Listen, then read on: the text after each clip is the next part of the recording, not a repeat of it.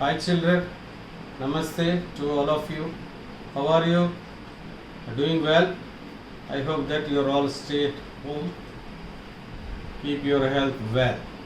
Today we are going to learn about the first lesson of your social studies, that maps in different kinds. Maps in different kinds. So let us have a detailed explanation about these maps and be attentive. Be attentive. As we know very well that the world we are living is full of varieties. There is no uniformity in landforms, and some areas are occupied by mountains, hills, oceans, seas, deserts, forests, snow-covered regions. And why such kind of variation takes place? And how do we know the people who are living in different kinds of these landforms? Is there any impact of these kind of landforms on their lives? For example, the people who are living on the hills or mountains, is there any difference between the people who are living in the plains and who are living in the deserts or islands? And to know about this, we must know the different kinds of the maps. Okay, it may help to us to know why such kind of variation takes place among the people or among the standard of living of the people through these different kinds of maps.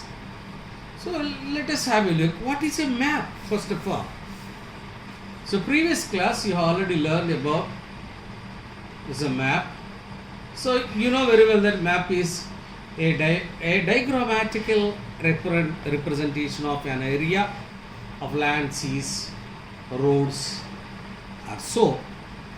And these maps, there are so many kinds of maps. Number one, as we know, that political map and physical map and thematic maps. And if we make it somewhat the social terminology, political map is nothing but administrative map, and physical map is nothing but relief map, and third one is thematic maps, means different aspects of the country. So before we going to have a discussion about this lesson, I would like to give you one activity, my dear children. Take your atlas and find some different kinds of maps and cut them, and stick those different kinds of maps in your class notebook.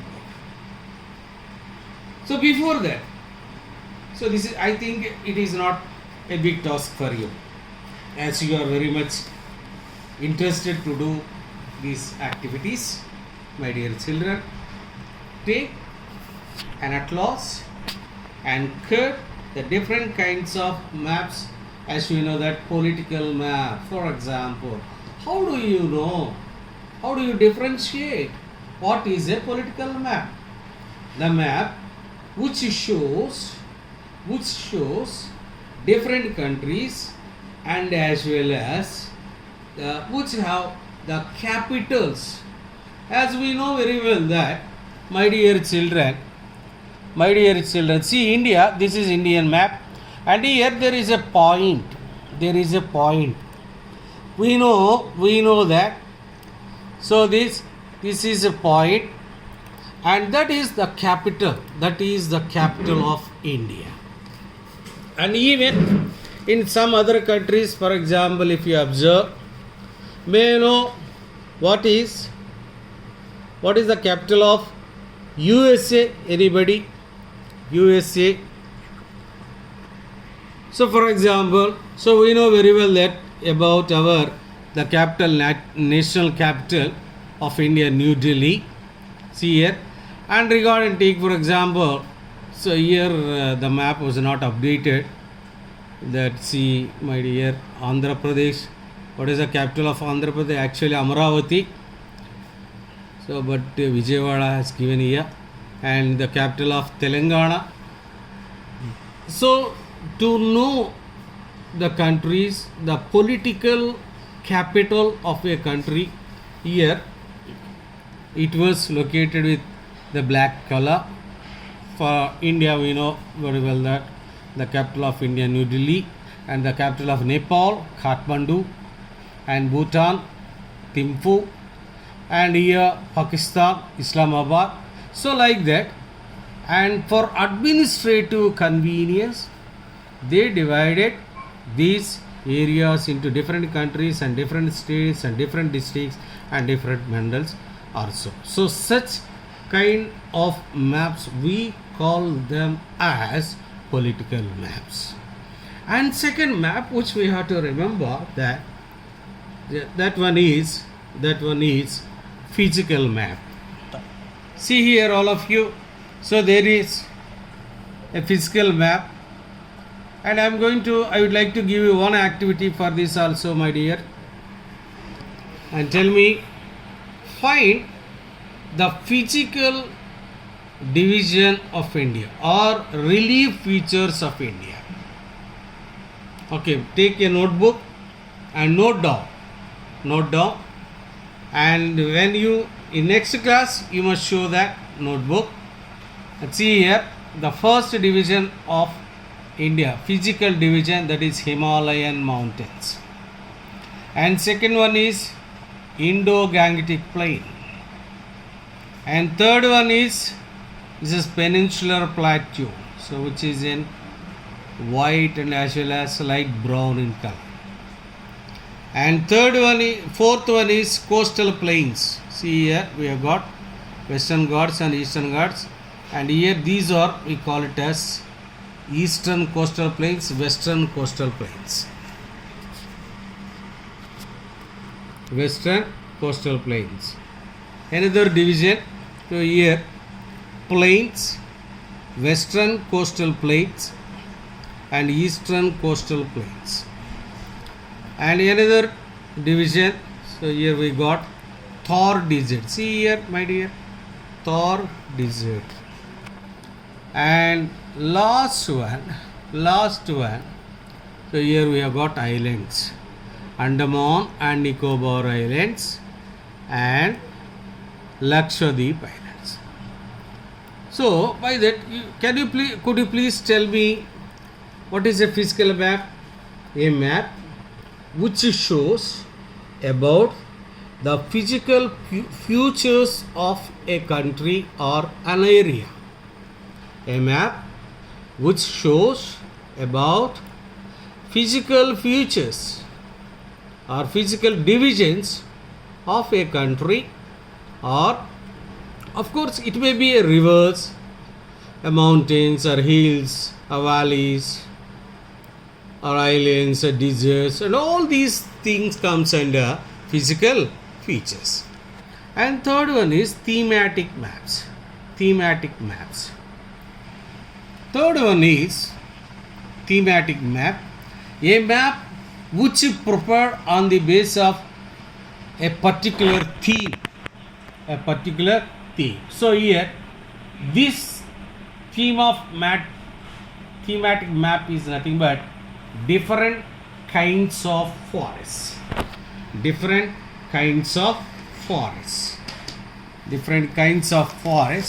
And here see in our textbook also they are given. So evergreen forests in Western Ghats of Karnataka, and oasis in the Sahara Desert of Libya in Africa, and Ramakrishna Beach in Visakhapatnam, and ice covered continent Antarctica. So these are all prepared on the basis of one theme. And what are the another different themes? Maybe population, soils, climate, rainfall. So these are all comes under thematic maps. And today we are going to learn about the different kinds of maps and how to read and how these are useful for us. And what can we learn from this? In previous class, you have already learned about the symbols of map. Symbols of map. For example,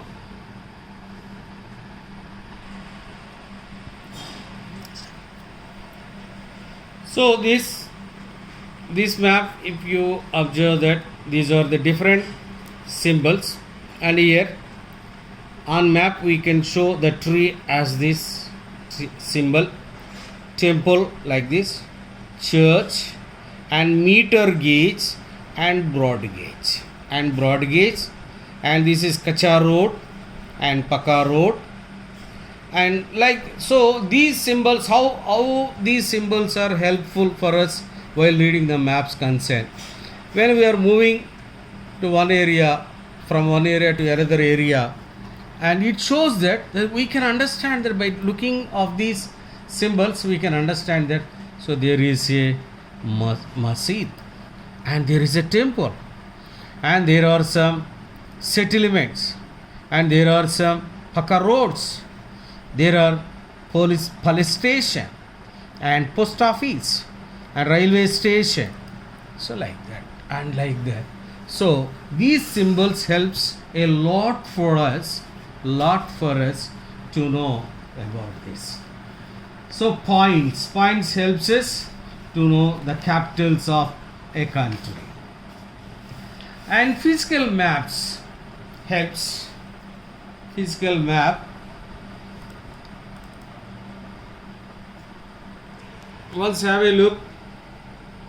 In our textbook they given one example for a physical map, and there is a temple and the brown color as you know mountains, and here this is nothing but residence or houses, and this is a river,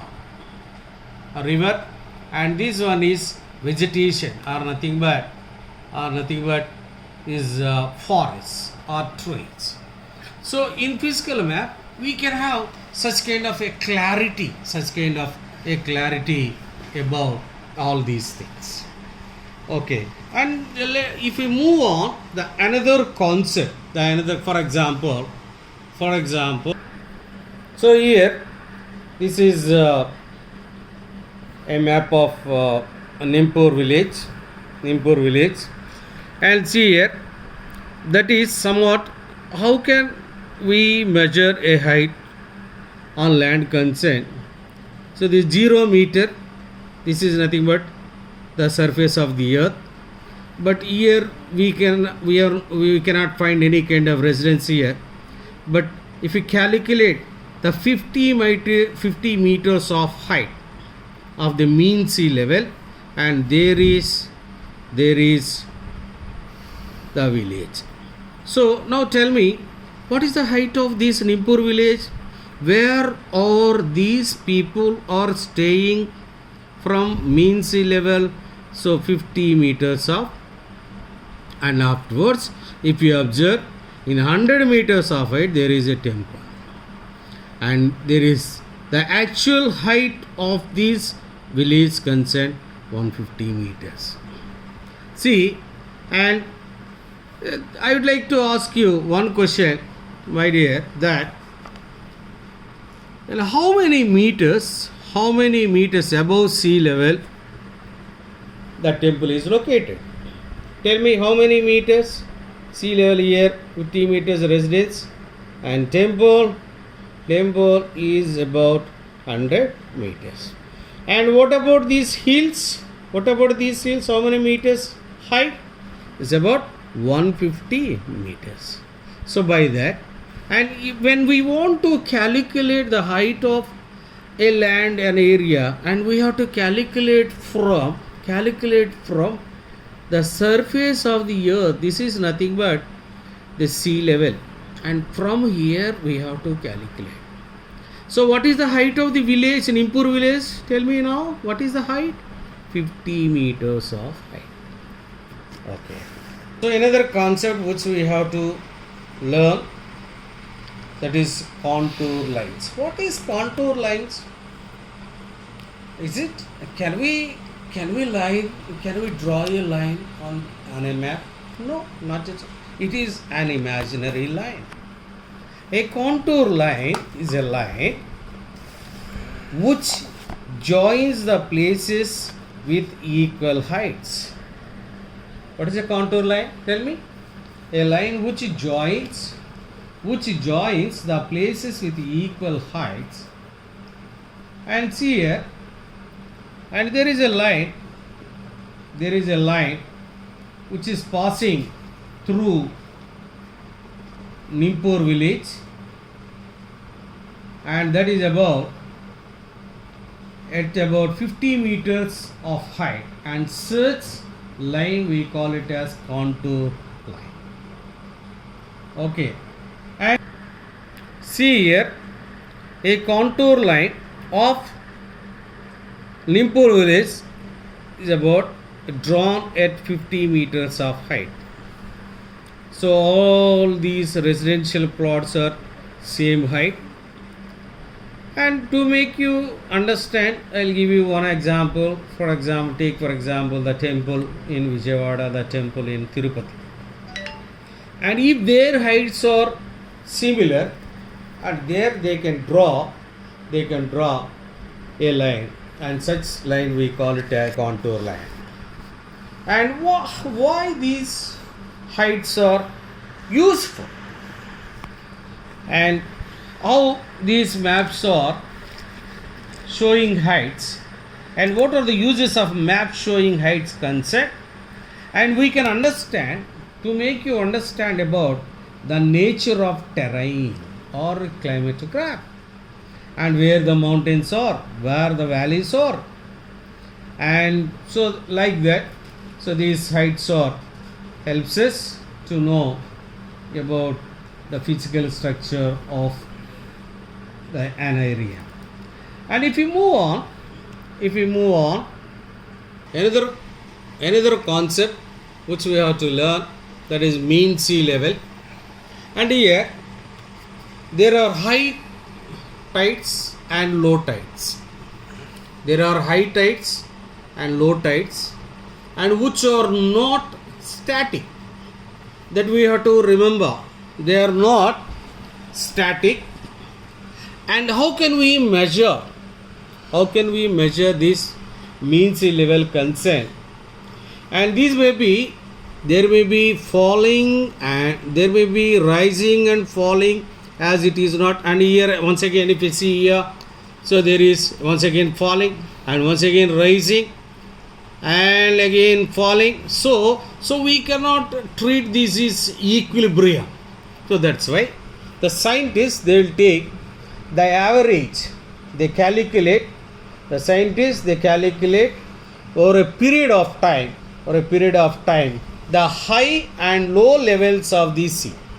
The high and low levels of the sea, and they make it as mean sea level. See here, so they did not take this falling of tides and rising out of tides, but here they took this, so mean sea level. So this they drawn as the mean sea level. So mean sea level is nothing but the levels of sea in average, the height of sea in an average, which we call it as mean sea level.